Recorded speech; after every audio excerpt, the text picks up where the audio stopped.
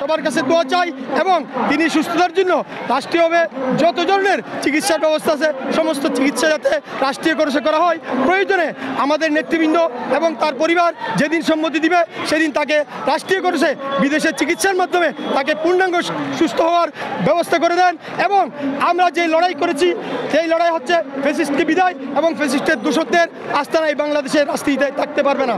সেই ফ্যাসিস্টের দূষর হচ্ছে যারা বিশেষ করে এই যে 17 বছর এই বাংলাদেশে ফ্যাসিস্টকে জিয়ে রাখার জন্য প্রত্যক্ষভাবে সহযোগিতা করেছে সেই জাফার রাজনীতি বাংলাদেশে নিষিদ্ধ চাই এবং তাদেরকে অবিলম্বে যেভাবে ফ্যাসিস্টের দূষরদেরকে এবং ফ্যাসিস্টদেরকে গ্রেপ্তার করা হয়েছে, যারা পালিয়েছে, যারা পালাইতে পারে নাই তাদেরকে আমরা জিএম কাদের সহ 14 দলের যে সমস্ত নেতাকর্মীরা বাড়িতে আরামে এসে ঘুমাচ্ছে, আমরা এখনো রাজপথ দখলে রাখতে হচ্ছে, রাজপথ আন্দোলন করতে হচ্ছে, তারা এখন বাড়িতে আরামে এসে ঘুমাচ্ছে, তাদেরকে আমরা চাই অতি সত্বর গ্রেপ্তার করে আইনের আওতায় আনা হোক।